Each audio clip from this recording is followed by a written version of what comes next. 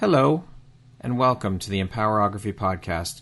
This is a platform created for women's voices to be heard and a place to share their stories, journeys, and successes with the world for the purpose of helping other women who might be on similar journeys. We are empowering women one episode at a time. I'm your host, Brad Walsh, so kick back, grab one of your favorite beverages, and enjoy the stories.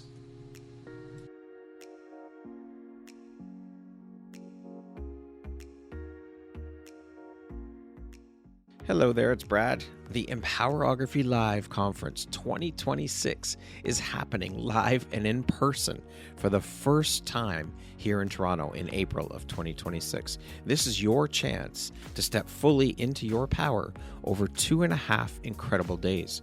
You'll hear from 30 plus inspiring speakers, join hands-on workshops, and connect with women from around the world who are ready to grow, learn, and rise together.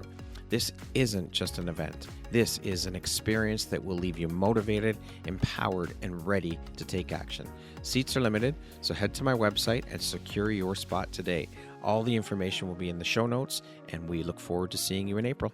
Hello there, Brad Walsh here, your host of the Empowerography Podcast, a platform that was created to help elevate and amplify the voices of women through sharing their stories. Today, my guest is Kaitlyn Talamante. She is the CEO and owner of LadyBoss, a women's health and lifestyle company that has helped over 1 million women transform their bodies, minds, and lives. Welcome, Kaitlyn. How are you? So good. Thank you for having me on, Brad. I'm so excited to share with your audience today. Yes, I am. I am very excited to have you here and honored. Thank you so much for taking and making the time to be here with me today. I'm looking forward to sharing a little bit about your story, your journey, and of course, the beautiful light you put out into the world through the work you do. I recently had the pleasure and honor of being a guest on your podcast. So here we are doing a little swappy swap, and I'm excited to jump in. With that being said, I would love to get started. Let's do it. I would love for you to start off by telling us what you were doing before you became the CEO and owner of LadyBoss, and what facilitated or what was the catalyst moment that led you to becoming the owner and CEO? So before I became the CEO and owner of LadyBoss, I was actually an employee. And before that, I was a customer. I was a woman 6-7 years ago. I've always been a woman, but 6-7 years ago, just quiet. Let's just put that out there, okay? But I was overweight and exhausted and just stuck. And so I joined LadyBoss as a customer about 6, almost 7 years ago. And I wanted to work for a company that had such an impactful mission and had helped with such a transformation in my life. So I became an employee, and fast forward to now, I now own the company. So I am customer to CEO of this LadyBoss journey. I am not the founder, but I know the power of being a LadyBoss. And that's really what sparked where I'm at now. That is an incredible trajectory from client or customer to employee to now owning the company. That's absolutely wild. And what was the time span of all of that was what, 5 years, 6 years, or 7 years? It's almost 7 years. Yeah. Wow. That is wild. That's ambitious. Yes, it's definitely been a roller coaster, but it's been a great one. I'm honored. It's incredibly inspiring too. Oh my gosh, that's amazing. Yeah. Can you please share with us what LadyBoss is all about, and when did you take over as CEO? Was it a year ago, 2 years ago? Yeah. So I took over. We announced it to the public this year, February of 2025. But the official purchase date was 12/20 of 24. So it's almost been a full year since it's been my baby. But LadyBoss is women's health and lifestyle. It's a company that helps women. The primary target is helping women lose weight. But my passion is we help women transform their minds, their bodies, and their confidence through supplements. Through education, through the community. We have a massive LadyBoss community, and that's really like the key, if you ask me. And so, yeah. That's what I took over. That's what LadyBoss is. And it's women want to lose weight. That tends to be like when we set goals, there's 3 major goals that the world sets every year. And one of the top 3 is weight loss. And so that's really where we start a woman's journey. But their weight loss isn't the key to what they're really looking for. So LadyBoss helps you uncover the woman within that's put herself in a box and is ready to get out, ready to find herself again. Do you guys host events and things like that too for the community? We do virtual events. Yes, we do. We actually have No one knows about this yet, so don't tell. Well, we do have a big one actually coming up in January. So we'll have a virtual event in January, and we'd love to put on our calendar an in-person event in the very near future. Hint, wink, wink. So we'll see. I'm sure that will come to fruition with you at the helm. I'm sure. Look at your trajectory and your path. I have no doubt that you will make that happen. Thank you. I would love for you to take us back to the woman before Lady Boss, the one just trying to survive. Who was she? So on the outside, she was amazing. Okay. She newly married, just had a second baby. Like life was going. I just purchased her first home. Like on the outside, it probably looked really great. But on the inside, even though I was in a great marriage, loved my kids, like I was lost. I was tired all the time. I was running on guilt and sugar trying to be there for everyone. And so I hid behind the mirror. I hid behind baggy clothes. I hid behind trying to be funny and making a fool of myself, which I still do, and that's okay. And the busy schedule. But I didn't love myself. I wasn't showing up as who Kaitlyn really is, and I didn't know how to anymore. Really, during that time, I was surviving. I was not living. I guess in a way I was like burnt out. I just didn't know who Kaitlyn was anymore before LadyBoss. Yeah. Yeah. And so you've gone through obviously a personal transformation. So I'm curious, what does real transformation mean to you beyond the physical when it comes to a woman's mind, body, and spirit? You see this all the time in the women you deal with. Yes. To me, it's honestly when your mind, body, soul are in alignment with who God created you to be. Faith is a big part of my journey. And we're going to dive into that a little bit more. Yeah. And even if you don't have the beliefs I have, it's really having that alignment with your bigger purpose, your bigger why. Who do you want to be? And it's about healing that relationship with yourself and being in that alignment, not connecting it to the physical at all. Loving yourself, your heart, your habits, who you are, where you're at. And that's where it all starts, is here. We are the foundation for all of that. It starts within first. And that's a tough journey for a lot of people. Women and men, I think, struggle with that. But of course, I think women struggle more with that issue because of conditioning, because of social media, because of the media. And we are our own worst critics. Our brains are constantly going. And we have society and all these things telling us negative things about us, but we have our own brains constantly working against us. And we are very nice to ourselves, unfortunately. And it takes a lot of work to turn down negative Nancy and turn up positive Betty. It does, absolutely. So in your journey, your personal journey of rebuilding your love for yourself, your worth, what role did grace play in that? And especially when you felt least deserving of it? Grace is a big piece of it. Grace saved me because it reminded me that I didn't have to earn love or worthiness, especially with society expectation and my past growing up.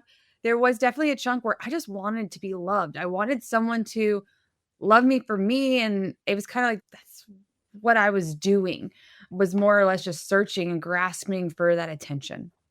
And leaning into grace, it helped me learn that I didn't have to earn it.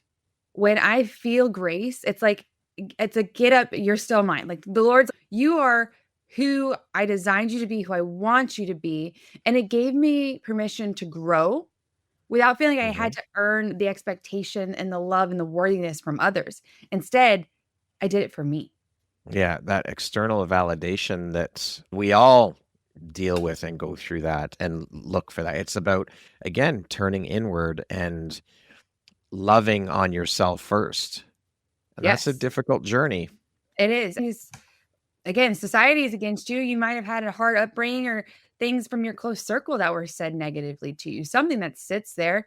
And just being able to lean into the fact that those around you aren't always supporting that journey like they should. Maybe they're the wounds you actually have to heal yourself from, and know that you are worthy, you are loved, that you do deserve more than maybe what they're giving you. And you don't need that validation from others. You can find it from within. You can find it around your right people. That's right. Surrounding yourself with heart and like-minded people, your tribe, whatever you want to call it. Yes. In your journey How did you learn to love your body? Not because of what it could do, but because of who it belonged to. I've learned to love my body. It's not about perfection, it's about progress. And perfect is not a thing. I can sit there and I Mhm. can critique my body left and right. And let's be real, we're human, we all do it. But I have learned to love my body because I'm so thankful that I'm able to play with my kids. I'm able to get up every day. I might be older, getting older, and my back might kill me, but it still works. And I am so grateful for that. And I am like, I've got hips for days. Like I might have had my weight. That's like, there's my nitpick right there. As I will nitpick my hips all day long. Let's be real. I'm human, but it's part of who I am. And I'm at that point in my life where I own it and I love it. And yeah, I am curvy and I am fun and I'm never going to be a stick, but do I really want to be a stick? No, like God made me this build for this reason. And it's just about the stewardship of what he's given me and being grateful for it. And the fact that it works and it gets up and it moves and it does what it needs to do for the mission I'm on. I love that. Beautiful. Just embodying it and leaning into it and loving your body. Yes. It's huge. Yeah. So, when you were rebuilding yourself from the ashes, how did you learn to trust your own voice again after years of believing the lies that social media told you, that Oh, the yeah. people around you told you, that the media told you? Even my own, yeah, trusting your own voice has been, for me, has been huge because I talk too much, I talk too fast, and I talk too loud. If you haven't noticed, that is who I am. And there were many years where that was part of what I put into a box. I was the child that like ran around at a convention and would talk to everyone and get all the freebies and all the information. And then all of a sudden, I was the adult that was shy to say her thoughts or her opinions or put myself out there. And I really had to question, where did she go? And it was because the world told me I talk too fast, I talk too much, I talk too loud. And I Mhm. started putting myself in a box. And as I built my relationship with the Lord, I realized that that person I thought I was too much of, that I had put into a box, was really who God was calling me to be, who I was meant to be, how he wanted to use me. And so over time, my whisper, myself that I put into a box has now become a roar because I'm like, I'm here. And I put my foot in my mouth all the time. I definitely speak before thinking. I am human, but I know that every voice has power and every voice has purpose. And so I've learned to trust my voice because the Lord will give me the guidance. He will give me the words that are needed to be said at the right time. And even if they're horrible words that come out and it is that foot in mouth moment, it's because I have an area to learn and grow in. And I'm going Mhm. to find the positive and pull it out and figure it out for next time. Kaitlyn has arrived. I think that a lot of women go through those struggles because, again, it ties back to news media, social media conditioning that women are told, no, you just stay there and be quiet. Don't be too much. Don't be too loud. Don't, all of these things that women are told, no, don't be that way. You're stuffing the human, the woman down inside. And Yes. that starts from when you're You're young girls. yeah. No, 100% it does. And a lot of our development as adults is actually happening in those teen years. So a lot of our traumas are things that we might feel as are broken as adults happened when we were young. And so it's really being able to look back and being like, who was I too much of? Who was I not enough of? What were those trauma points? And instead of hiding them, owning them and learning from Yeah. them and forming that person you want to become today. Yeah. I love that. What did the word enough used to mean to you? And what does it mean to you now? Enough used to mean perfect. I said the right things when I needed to say them. I was thin enough. I was smart enough. I was successful enough. Now, enough just means surrender because life Mm. is hard. There's no such thing as perfect. Sorry, ladies. Like, we can strive for it. That's one of our downfalls is that we do, but we're not. And enough means surrender because I'm already worthy.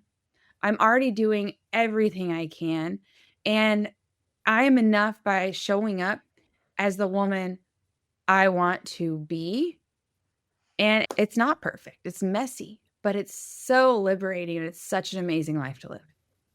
Embracing that mess. We are all perfectly imperfect. We are all messy. Life is messy. You can't avoid it. It's part of the journey. But I love that. Enough is surrender. That is so powerful. Yes. Beautiful, Kaitlyn. So what did the journey of reclaiming your worth look like when the world and maybe even your own mind told you that you weren't enough? It looked like rebuilding from the inside out. I had to unlearn all the lies, and it's a constant, something I still battle with. I had to learn to forgive myself. There's the foot and mouth moments, but there's also the moments that you look back and, oh, I can't believe I really did that. There's definitely those, but walking in the truth that even when it didn't feel true yet, like my worth became something I owned, not something I had to earn. And so really working on the inside to reclaim it, acknowledge the good, the bad, the ugly that happened in my past, and just knowing that it's part of my story and we're all human. Yeah. All of that has helped shape who you are. And I love that you mentioned the fact that just because you felt this way, you weren't enough, you weren't this, you weren't that, doesn't mean that you are completely over it and it's never going to crop up again, because it does. We're human beings and we're emotive beings. We have emotions. So these things, and I was just speaking with someone about this yesterday, because you've overcome it, it doesn't mean that they don't come up again. But I think that in our journeys and through our experiences, we learn and we gather and we collect the tools that we need to help us turn that volume down quicker than when we first knew how to, when we first were going through these struggles. But it's very important because I think people get this thing in their head where I've overcome this imposter syndrome, or I've overcome comparisonitis. So it's done. It's there. It's in the review. It's not coming back. It can come back. It doesn't for everybody, but it does come back. And so it's important to realize that you gather the tools along the way to learn to deal with it in a much quicker and easier way than when you first experienced it.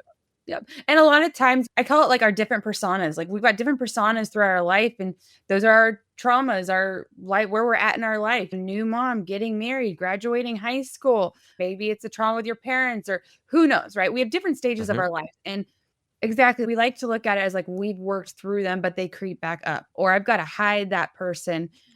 And really what we should be doing, no matter how hard or great the time was, we should be honoring that person. We should be honoring our past, not trying to hide her, not trying to bury her, not trying to work our way through her. We honor her, we acknowledge her, we learn from her, and this is who we are today. We're not her. We honor her, we love her, but this is who I am today. Yeah, you've grown, you've expanded, and all of these struggles are part of us. They help shape who we become. And who we are today is going to be different than who we are tomorrow. We're constantly evolving as human beings. Yep, we totally are. How has your definition of power evolved from proving yourself to being yourself to serving from your whole self? So power used to mean proving myself. Like I was performing, I was always on, I had to be on my A game, I had to be put together. But now it means presence. Just being present, being intentional with my time, being who God made me to be and do without apology, and using that to serve others. The reason I do what I do is, well, because the Lord's got a big plan and big purpose for me, not only for everyone out there, but it's not something I do out of my own selfish ambition. Is it cool? Is it fun? Yeah, but it's also really scary. But it's who God has made me to be. It's what he's calling me to do. And so power is showing up intentionally without needing to apologize, because I'm here to serve others. I'm here to lead them to live exhilarating lives that are just, when you find that person inside of you, The magic. In words, it's an incredible thing. Yeah. That's a huge part of why we're all here, is to be in and of service to one another. That's what it's all about, is helping each other, supporting each other, cheerleading each other, walking beside one another through our journeys and helping each other along the way. Yeah, exactly. And you are doing that through LadyBoss, helping all of these women through their struggles and to see who they truly are. Yes. And I say this all the time. My husband's amazing. My kids are great. Your husband, your spouse, your friends, your family might be great, but they're not always your biggest supporters because they're not on the same mission as you. Not because they don't love you or something's wrong with them or something's wrong with you, but because their goals, their dreams look a little different. My husband's been like in shape and fit our entire relationship. So when I'm like, I need to go on a diet, I need to hit the gym, he's like, you want to do that? I love you just the way you are. Thanks, husband, but this is something I have to do. And yes, he supports me, but it's different. So when you're able to find that group, that community, whether it's entrepreneurship or financial or relationship or religious or fitness, when you find a group of like-minded people, it only helps that journey you're on. It really gives you that shift you need. So a lot of times you're not going to find it in your local community, unfortunately. For sure. Okay, I want to dive a little bit deeper now into LadyBoss. So you worked for LadyBoss prior to becoming CEO, as you mentioned, and owning the business. But what did it feel like for you to step into a brand that had already carried millions of women's stories, and now you were the one holding the torch? It was scary. Let's be real. It still is scary. So just to make this real clear, everyone, the original founder and owner, her name is Kaitlyn. I am Kaitlyn. So not That's funny. at all. And Kaitlyn started a massive movement. She was the face of the brand. Everyone knew, liked, loved, trusted Kaitlyn. And so when I came in, one, my name is Kaitlyn. So some people thought she got it back, but looked completely different for some reason. Thought I was her cousin that got it back. Like there was all sorts of rumors and stipulations, and no, not related. Love the movement she started. I lost myself, and I knew it had to continue on. But it's scary.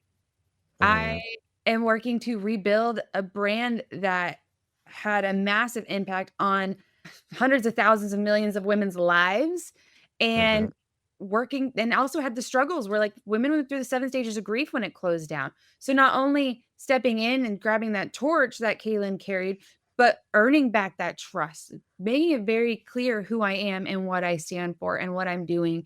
And it's scary because there's a lot of feelings and opinions, and people have they're entitled to them and they share them. It's been amazing though, because while there is the hard, tough love out there, there are also so many women who are welcoming and so glad that I do carry the torch and believe in what I'm doing.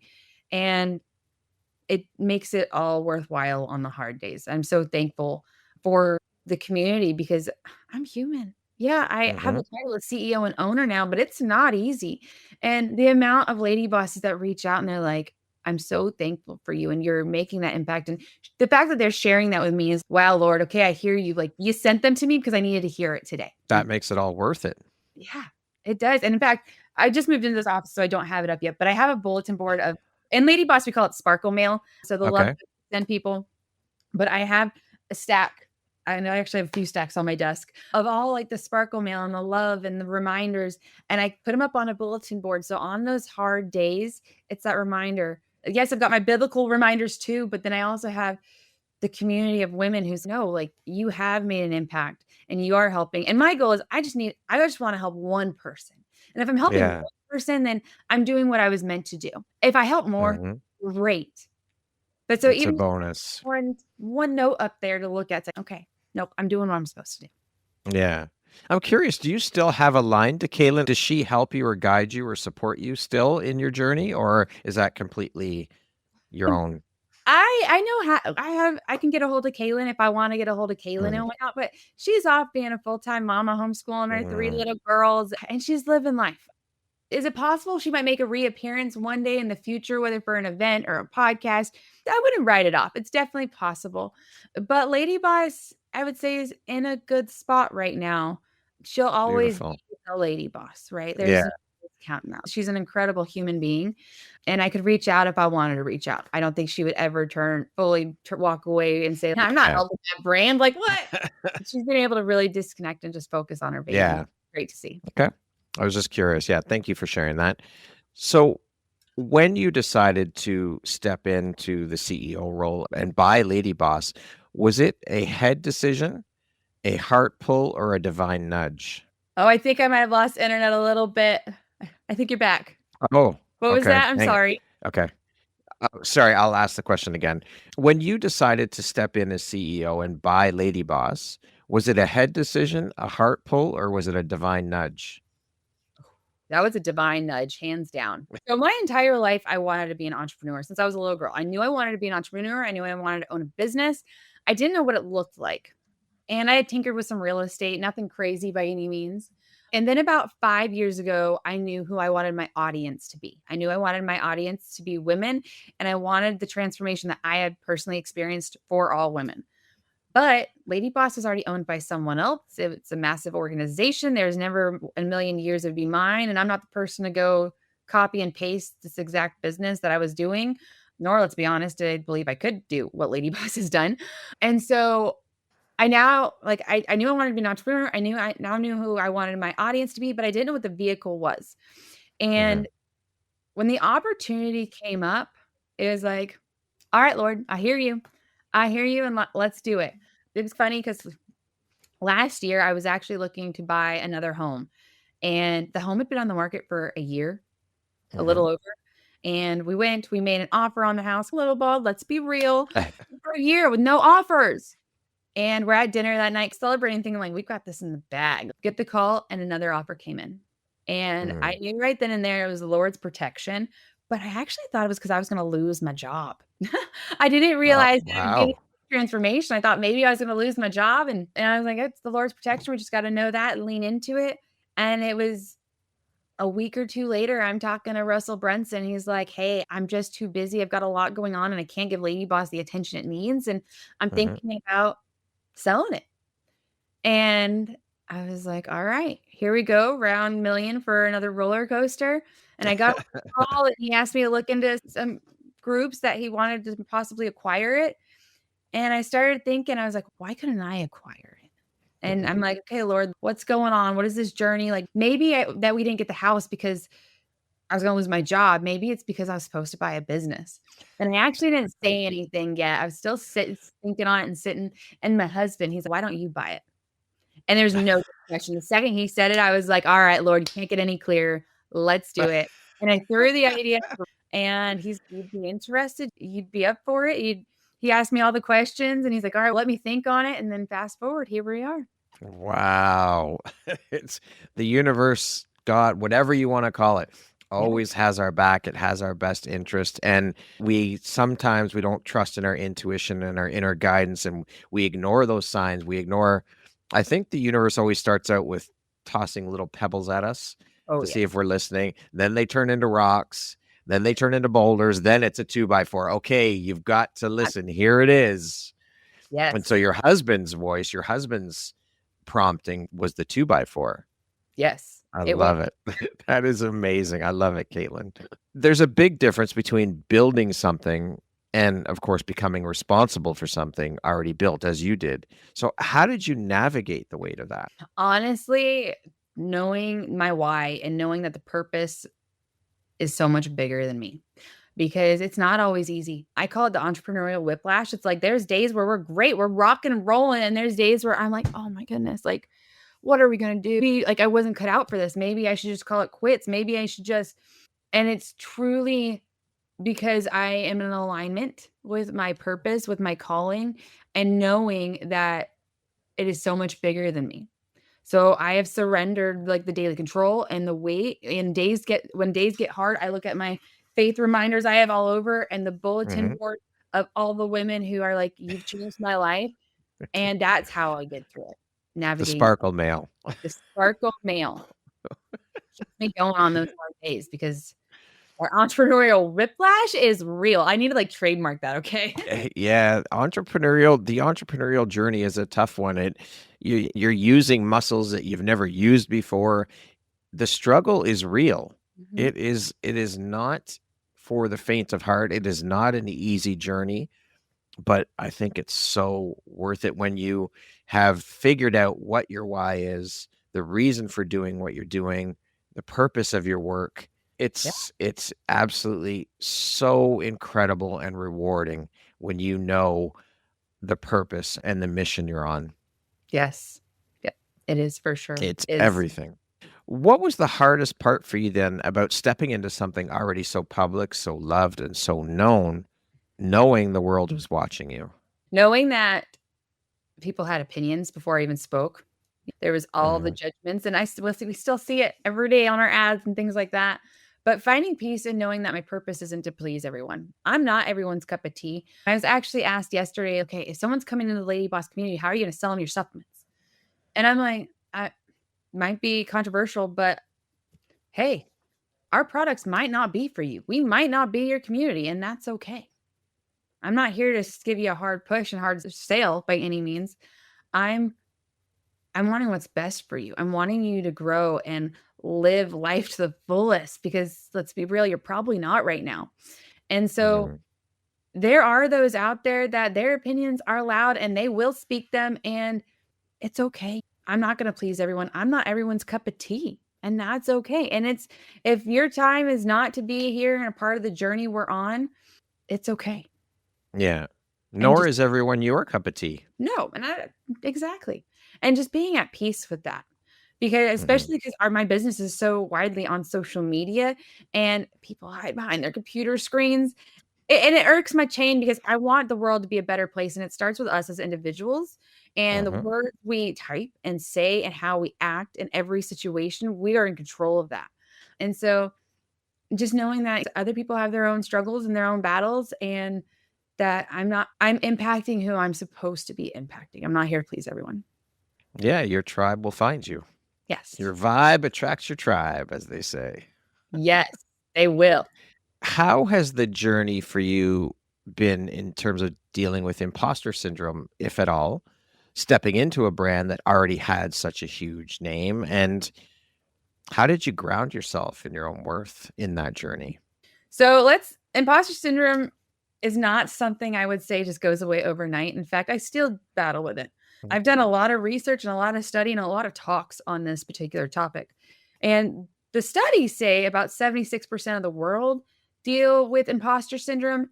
I truly believe it's closer to 99% of people deal with it in some way, shape, or form at some point in their life.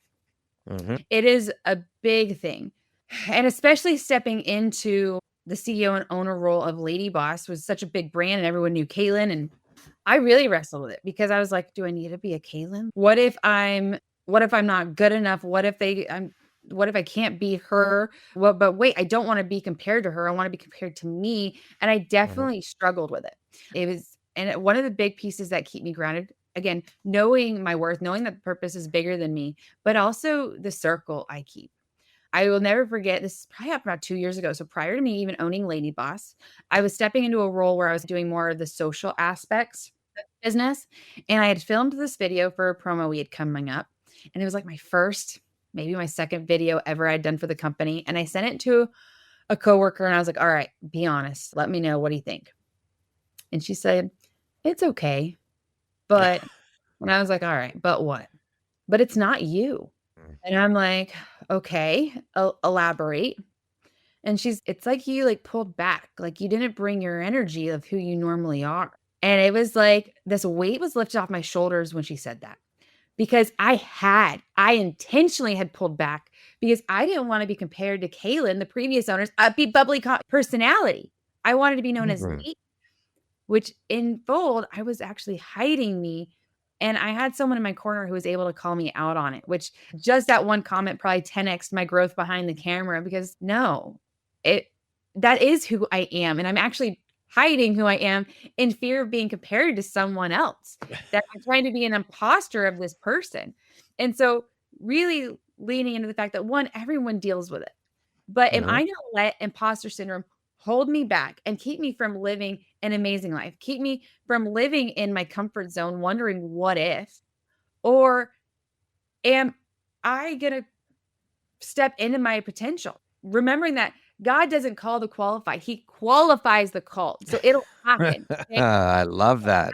And having those people in your corner that will call you out, even if it might hurt and sting a little bit, having those people that want the best for you truly helps with that.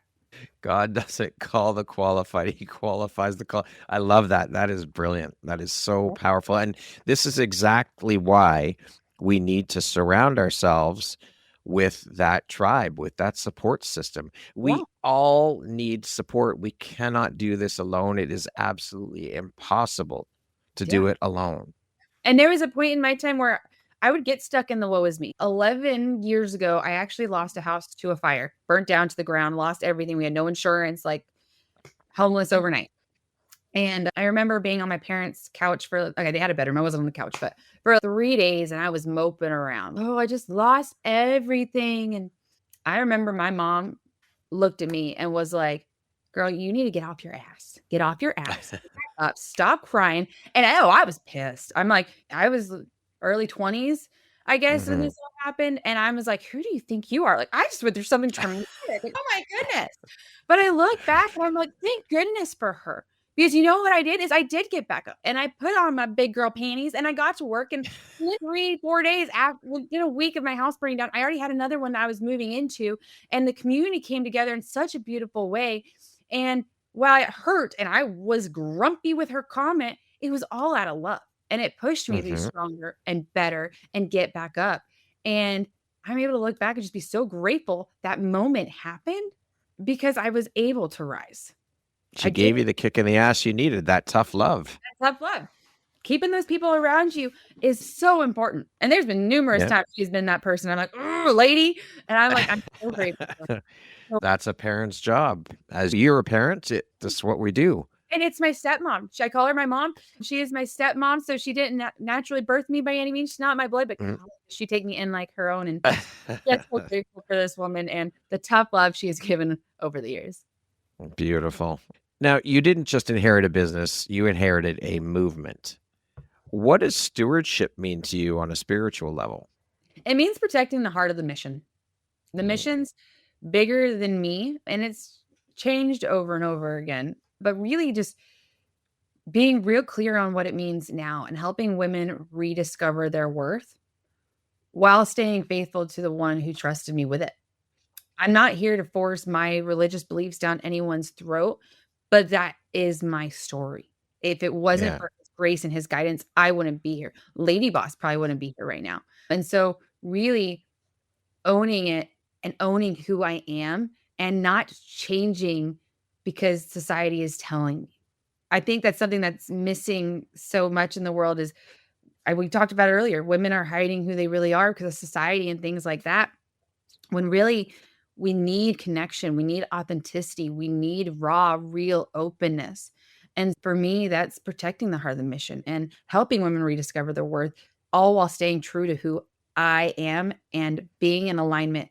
And when I step out and I feel ilky and I feel like something's off, getting right back in and honing in on the why, the mission, and who I am. Beautiful.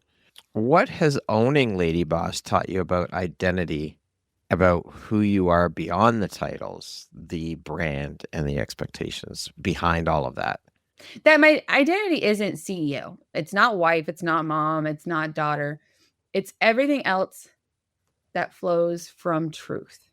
It's so easy to, I'm LadyBoss's CEO and how awesome. I'm a business owner. I'm a wife. I'm a mom. And as a female, we do that all day long. This is who we are. But the question is, who really is Kaitlyn?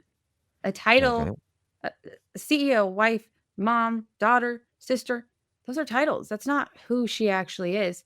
And so owning LadyBoss and just being a LadyBoss even prior to owning it taught me that it's about the woman within, loving her and being proud of everything she does. And I don't mean proud because there's money in the bank or proud because I get to do things for my family. Proud that when I walk into a room, I am able to impact someone's life, even if it's something as simple as, I love your dress. It is beautiful. Just being very aware of the kindness and the love I'm putting out in every room I'm in. Because I'm 100% guilty of it. Like I will leave a busy work day and have to go to a sporting event and I just want to sit in the bleachers and cheer my kid on, but keep to myself. But then I'm doing a disservice. I'm doing a disservice to the world or the person that might need a conversation for the day or whatever it might be. And so knowing that my identity is in the light inside that I get to share with others, if that makes sense. Yeah, absolutely. Beautiful.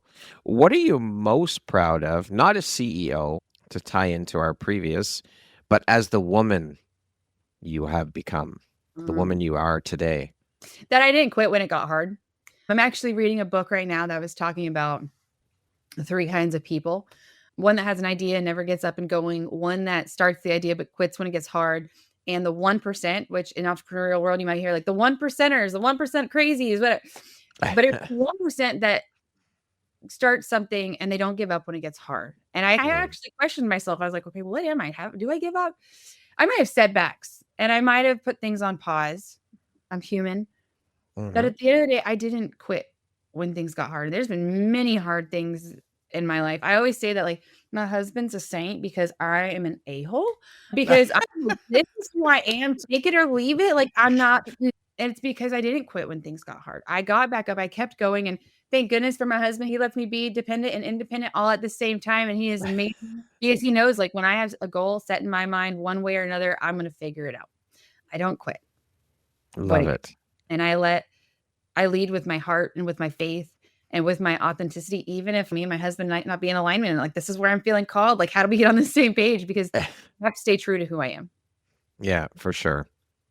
Once you were in it, contract signed, title official, what surprised you the most about what leadership really asks of you? Surprised me the most about what leadership really asks of me.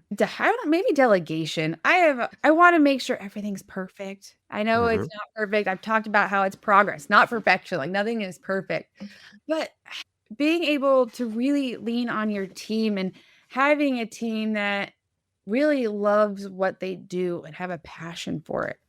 Like they might not have their name on the contract and the bill of sale, but the LadyBoss team truly take ownership in everything that they do. And it's such a beautiful thing. And it's so powering to see what's possible when your team believes in what you're doing. And it's also real humbling because they'll call me out real quick. And it's great. There's nothing wrong with that because I want to see them thrive. I want to see the business thrive. I want to thrive. And it really takes that communication about it. I don't know all the answers. Neither do they, but we're constantly growing and we're learning together as a team. And it's having the courage to show up, after, especially in leadership, after making a mistake and, honoring it and being humble and being like, I messed up. Okay. How do we do this? I would say that's the biggest surprise. Yeah, I think that is an incredible and powerful sign of a good leader, is that realizing that you don't have all the answers as a leader and that you can lean on your team, and it's okay to ask for help from your team. That's what they're there for. Yes. Yep. A leader doesn't have all the answers. No. Nope. And we try sometimes and we shouldn't. We should not. For sure. If LadyBoss could speak right now as its own entity, its own spirit, what do you think it would say about the woman who's leading it today? About the woman who's leading it today? Or what would it say about you? I think that's a hard one. I think she would thank me for breathing life back into her, for protecting the heart of it, and for the women and the mission that it stands for. And thank me that I'm leading with love. Am I perfect? No. Do I make mistakes? Yeah. But like I've said this entire conversation, it's so much bigger than me. Women need LadyBoss on so many levels. And if it wasn't for the rebirth, I guess, that it's had this last year, then it wouldn't be able to impact the women it's been able to. Love it. If you could bottle the essence of what makes a true LadyBoss, what's in that formula that no one else talks about? It is faith, self-belief, grit, grace, definitely some discipline. We got to build those regular. And a whole lot of sparkle. Okay. We are all things glitz, glam, sparkle. Like we got to share that light inside, and about progress, not perfection. We're human. Faith is at the foundation. Yes. Knowing your why, knowing why you do what you do, the life you're on the path for. Finish the sentence for me.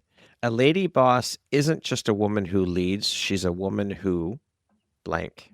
Who rises and helps other women rise with her. That's a powerful statement. I love that. And that speaks to the mission of LadyBoss.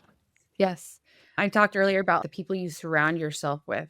It's like your group of girlfriends. You might have this goal to lose weight. And one person says, I want to do it with you, and then falls off, and you keep going and you lose the weight. And then the friend looks back and is now envious that you lost the weight and she didn't, but who put in the work, right?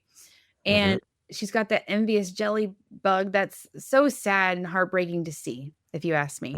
And so that's a big part of being a lady boss is not only do you rise, help those around you rise. Want good for others. Don't make this a battle. That's where we end up in failure and the ugliness that we have. Help women rise with you. Yeah.